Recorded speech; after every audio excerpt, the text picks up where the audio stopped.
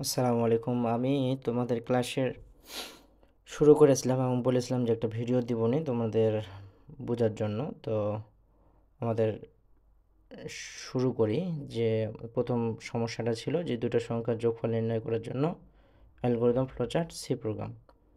তো দুটো সংখ্যা নির্ণয় করার জন্য যেটা অ্যালগরিদম ফ্লোচার্ট সি প্রোগ্রাম, আমরা প্রথমে অ্যালগরিদমটা বুঝবো, তারপর ফ্লোচার্টটা, এরপর সি প্রোগ্রামটা।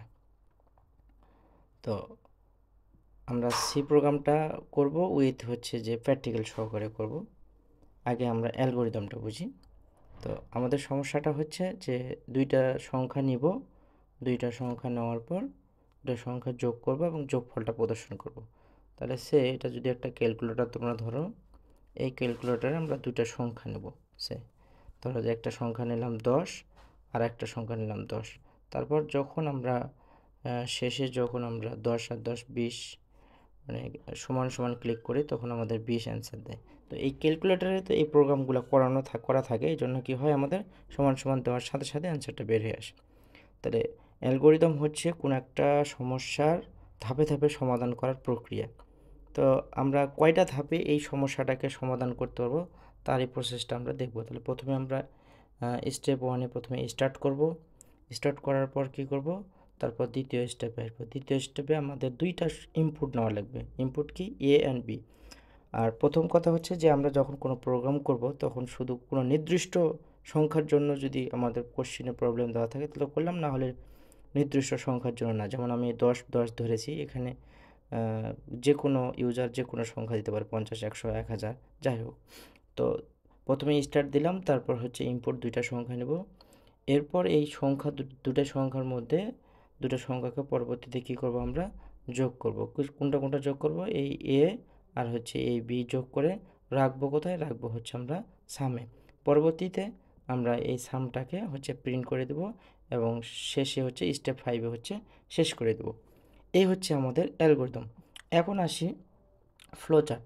আমরা অ্যালগরিদম যা করেছি ঠিক ফ্লোচার্টে সেটাই হবে, কিন্তু জাস্ট আমরা চিত্রের মাধ্যমে উপস্থাপন করব। তো অ্যালগরিদমে যখন আমরা স্টার্ট দিয়েছিলাম, এখানেও স্টার্ট দেবো। এখানে স্টার্ট আর হচ্ছে এন্ড আমাদের একই চিহ্ন ব্যবহার করব, এবং ইনপুট আর হচ্ছে যে প্রিন্ট আমরা একটাই চিহ্ন ব্যবহার করব।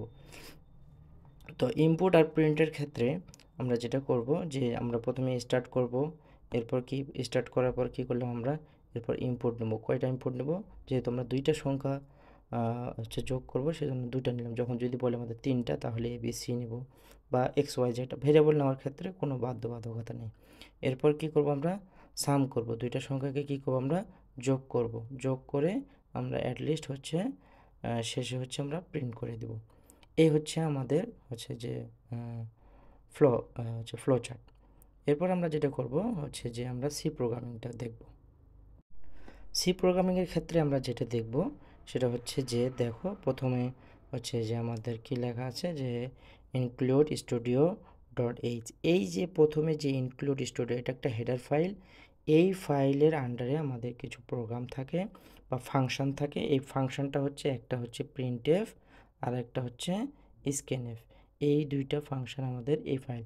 এই জন্য আমরা যখন কোনো প্রোগ্রাম লিখব, তখন ইনক্লুড স্টুডিও ডট এইচ লিখলে আমাদের প্রিন্টএফ স্ক্যানএফকে আমরা অ্যাক্সেস পাবো। পরবর্তী লাইনটা হচ্ছে ইনক্লুড হচ্ছে যে কয়েন ডট এইচ, সিও এনআই কনিও ডট এইচ। এইচটা কেন, এটা কেন দিই, এটা আমরা লাস্টে গেট সিএইচের জন্য দিই।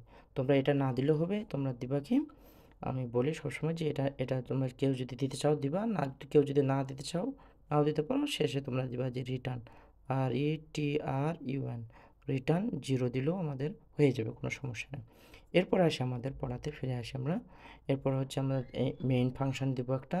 মেইন ফাংশনের আগে আমরা কি করব, লিখব যে ইন্ট ইন্ট, তারপর হচ্ছে মেইন। আমি পুরোটাই আমি প্র্যাকটিক্যালি দেখাবো যদিও বা। তারপর মেইন। এরপর এই জায়গাটা ইনক্লুড স্টুডিও ডট এইচ আর ইন মেইন, এতটুকু লেখার পর আমরা মাঝখানে যেটা লিখবো এটা হচ্ছে বডি।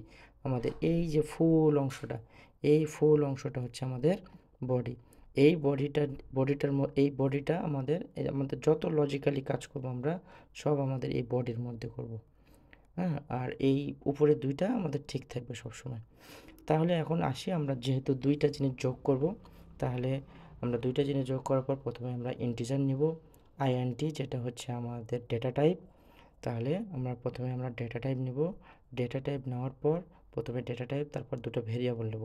কেন দুটো ভেরিয়েবল নেব? কারণ দুটো সংখ্যা যখন জমা রাখবো তখন সংখ্যাগুলোকে কোথায় জমা রাখবো, এই জন্য দুটো ভেরিয়েবল নেব।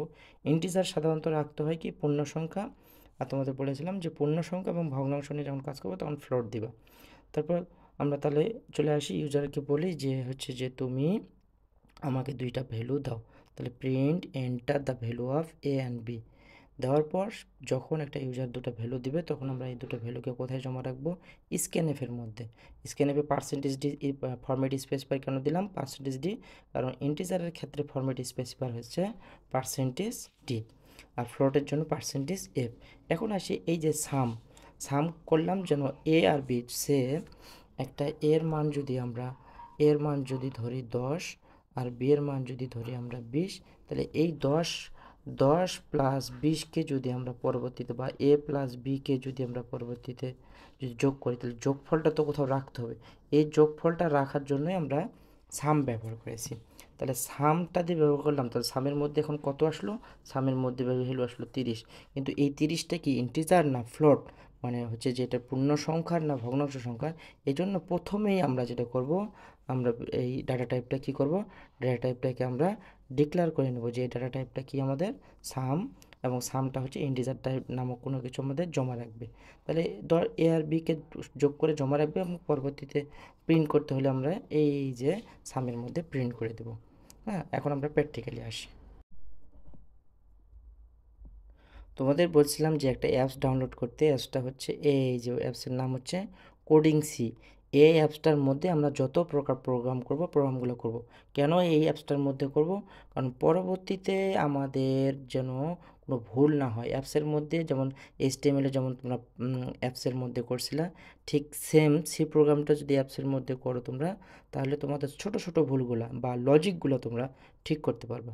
তো হচ্ছে যে আমরা প্রথমে চলে যাই আমাদের যেটা আমরা দুইটা সংখ্যার জন্য করেছিলাম। তো আমি এত কিছুই লিখবো না, এখন সবগুলোকে আমি ডিলিট করে দিচ্ছি। আমরা যত কিছু আছে আমরা সব ডিলিট করে দিচ্ছি, যে আমাদের একবারে শুরুর থেকে আমরা করব। তাহলে তোমাদের যেটা প্রথমে বলেছিলাম যে তোমরা প্রথমে যেটা করবা, ইনক্লুড স্টুডিও ডট এইচ এই লেখাটা লিখবা এবং ইন্ড লিখে মেইন লিখবা। এরপর কি করবো, আমরা দুইটা সংখ্যার যেহেতু আমরা হচ্ছে যে যোগ করব, এই জন্য আমরা লিখবো ইন্ড, আর ইন্টিজারের জন্য লিখতে হয় ইন্ড। এরপর কি দুইটা ভেরিয়েবল ডিক্লেয়ার করি, একটা হচ্ছে এ আর একটা হচ্ছে বি। এতটুকুই থাক, পরবর্তীতে আমরা দেখতেছি আবার।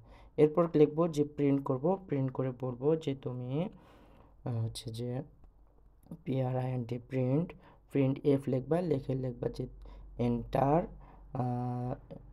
Enter the value enter the value of A and B, মানে তুমি দুটা ভ্যালু আমাকে দাও। তো দেওয়ার পর আমি যদি রান দিই, রানের ক্ষেত্রে দেখবা এইখানে রান বাটনটা আছে উপরের দিকে। রানে দেখবা যে enter the value of A and B, আমি কিন্তু কোনো ভ্যালু দিতে পারছি না, দেখতেছো তোমরা। এখন তারপর আমাদের প্রিন্ট টেপের কাজ কি, প্রিন্ট টেপের কাজ হচ্ছে প্রদর্শন করা।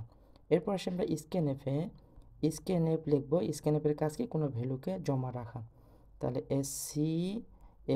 স্ক্যানএফ দিয়ে লিখবো আমরা পার্সেন্টেজ ডি, কারণ ইন্টিজারের ক্ষেত্রে ফরম্যাট স্পেসিফায়ার হচ্ছে পার্সেন্টেজ ডি, ফ্লোটের ক্ষেত্রে ফরম্যাট স্পেসিফায়ার হচ্ছে পার্সেন্টেজ এফ।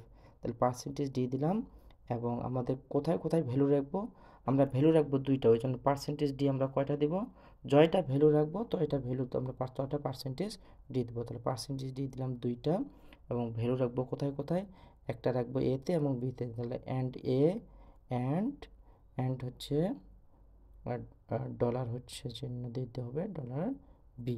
তাহলে দুইটা আমরা ভ্যালু রাখলাম, একটা এ অ্যান্ড বি। আবার রান দেই, দেখো আমরা দুইটা ভ্যালু এখানে দিতে পারছি। তাহলে দুইটা ভ্যালু দেই, একটা দিলাম 10 আর একটা দিলাম 20, 10 স্পেস 20 দিলাম। দেখো তো এন্টার দিলাম, কিছুই আসলো না, কারণ আমরা শুধু ভ্যালুটা নিয়েছি, এখনও ভ্যালুটাকে যোগ করিনি। ভ্যালুটাকে যোগ করার জন্য আমরা সাম নামে একটা ভেরিয়েবল নেব, এবং সাম বা যে কোনো, তোমরা এসও নিতে পারো, সাম নিতে পারো, যে কোনো সংখ্যা। আমি সাধারণত সামনে যোগের ক্ষেত্রে সামেশন, যেহেতু সাম সমান সমান এ প্লাস বি এই নিলাম। নেওয়ার পর কী করলাম, আমরা এ প্লাস বিকে সে কী করবে এখানে যোগ করে রাখবে, এবং পরবর্তীতে যোগ করে যে সামের মধ্যে রাখলো, কিন্তু সামটা তো ধরো যে 10 এ নিলাম 10, বি নিলাম 20, তাহলে দুইটা মিলে যোগ করে 30 হলো। 30টা তাহলে সাম যে রাখবে, তাহলে সামটা কী হিসেবে রাখবে? সামটা এই হিসেবে রাখবে, কারণ সাম বলবে যে এটা ইন্টিজার ভ্যালু আমার মধ্যে জমা আছে। এই জন্য সামটাকে আগে আমাদের ইনিশিয়ালাইজ বা ডিক্লেয়ার করে দিতে হবে যে এটা ইন্টিজার ভ্যালু। ইন্টিজার হচ্ছে যে ভেরিয়েবল নেম। আচ্ছা, এরপর কি করব আমরা? প্রিন্ট, এই সামটা যোগ করার পর কি করব আমরা? প্রিন্ট এফ, প্রিন্ট এফ দেবো এবং সামটাকে প্রিন্ট করব। কিন্তু সামটা যেহেতু ইন্টিজার ভ্যালু, কোনো কিছু ইন্টিজার ভ্যালু প্রিন্ট করতে গেলে আমাদের ফরম্যাট স্পেসিফায়ার কি পার্সেন্টেজ ডি দিব, এবং হচ্ছে যে পার্সেন্টেজ ডি দিয়ে আমি কাকে প্রিন্ট করতে চাচ্ছি তাকে তার নামটা দিয়ে দেবো এখানে। তাহলে কার নাম দেবো? সাম। দেখি হচ্ছে যে এরপর আমরা রান করব। তাহলে দুইটা ভ্যালু এখানে নেই, দুইটা ভ্যালু কী কী নেবো? একটা নিলাম ধরো 10 স্পেস, একটা নিলাম কত 20।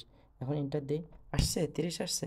তোমরা যদি লেখাটাকে আরও সুন্দর করে লিখতে চাও যে হচ্ছে যে total total value, total value হচ্ছে সমান সমান যদি দিতে চাও যে পার্সেন্টেজ দিয়ে, তাহলে একটু জিনিসটা সুন্দর দেখায়। যেমন আরেকটা ভ্যালু নেই, যেমন এবার নিলাম হচ্ছে 50 আর হচ্ছে 60।